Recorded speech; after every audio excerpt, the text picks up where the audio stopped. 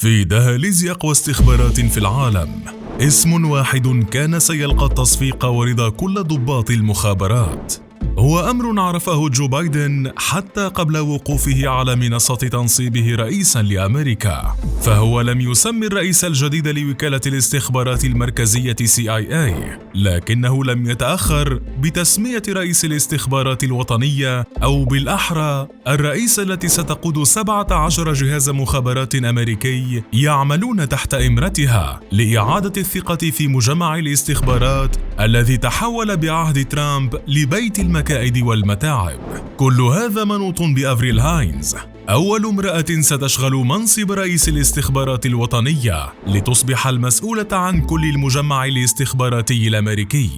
المرأة الحديدية ردت التحيات على الفور لبايدن حين أعلنت أمام الكونغرس أنها تنوي قول الحقيقة ولا شيء غيرها للسلطة، إلا أن الحماسة في البيت الأبيض وبين قادة أجهزة المخابرات الأمريكية لن تكون ذاتها في أروقة الجمعيات الحقوقية، فسجل المرأة زاخر بقضايا القتل والتعذيب منذ كانت نائبة رئيس CIA، ابتداء من عملية التعذيب بعد هجمات 11 من سبتمبر على الولايات المتحدة، وصولا إلى برنامج القتل عبر الطائرات دون طيار.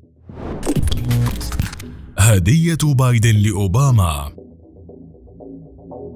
في 29 من أغسطس من عام 1969 بمانهاتن في نيويورك، ولدت أفريل هاينز لأب عالم بالكيمياء الحيوية وأم رسامة، وفور إتمامها دراستها الثانوية سافرت إلى اليابان للانضمام إلى معهد الجودو للنخبة، ثم عادت إلى شيكاغو لتدرس الفيزياء المتقدمة وتنال البكالوريوس بالتزامن مع العمل بورشة إصلاح محركات السيارات. وفي مطلع التسعينات سافرت إلى نيوجيرسي للتدرب على الطيران، حيث تعرفت إلى زوجها ديفيد دافيجي واشترت معه حانة حولتها فيما بعد إلى مكتبة تركز على ما يسمى بالكتب الشبقية أو الشهوة الجنسية. وفي عام 1988 التحقت بمركز القانون بجامعة جورج تاون، وحصلت على الدكتوراه في القانون عام 2001 لتبدأ عملها كمحامية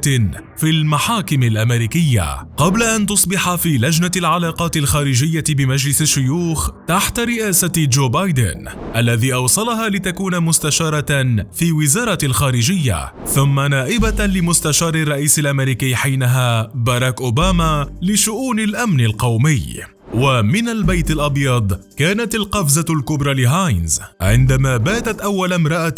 تشغل منصب نائب مدير الاستخبارات المركزية الأمريكية، حيث لعبت دورا مهما في العمل عن كثب مع مدير CIA حينها جون برينان في تحديد سياسة الإدارة بشأن القتل المستهدف بواسطة الطائرات بدون طيار، وهو ملف حقوقي ما زال يطارد هاينز باعتبارها عرابة برنامج القتل عبر الدرون، إضافة إلى التورط بملف انتهاج الاستخبارات، التعذيب ضد المتهمين بقضايا إرهابية، وحماية ضباط مخابرات اخترقوا حواسيب مجلس الشيوخ أثناء إعداد تقرير لجنة المخابرات حول التعذيب بوكالة المخابرات المركزية. أفريل كانت أيضاً بين القلائل من مسؤولي البيت الأبيض ممن علموا مبكراً حول التدخل الروسي في انتخابات عام 2016، كما كانت من أوائل من اكتشفوا عمليات التجسس عن طريق إدوارد سنودن الذي سرب آلاف الوثائق السرية بعد أن كان متعاقداً مع وكالة الأمن القومي. وأثناء وجود أفريل هاينز في البيت الأبيض خلال حقبة أوباما، أبرمت الإدارة الأمريكية اتفاقاً نووياً مع إيران، وتعاملت مع التجسس الاقتصادي الصيني فضلاً عن التدخل الروسي. وفي عهد ترامب دعمت هاينز تولي جينا هاسبل رئاسة CIA رغم السجل الحقوقي الأسود لهاسبل، خاصة فيما يتعلق بتعذيب سجناء في تايلاند عام 2002 بطرق وصفت بالشنيعة من خلال تقنيات الاستجواب المعززة، بما في ذلك الإيهام بالغرق. هاينز سيدة الاستخبارات.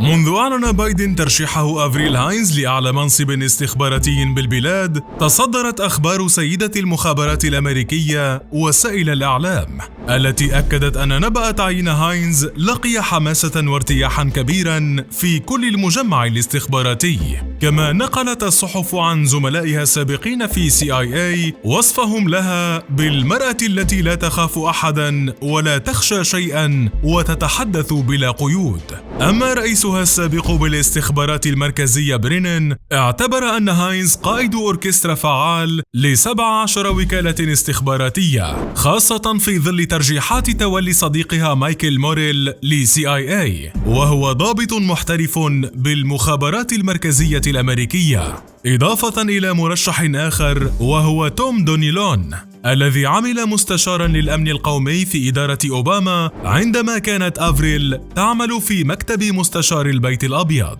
ما سيسهل عليها مهامها لاستعادة دور مدير الاستخبارات الوطنية بصفته مزودا غير مسيس للأعمال الاستخباراتية. وأنت لو كنت مكان أفريل هاينز، ما هو أول عمل ستقوم به بصفتك رئيس أقوى مجمع استخبارات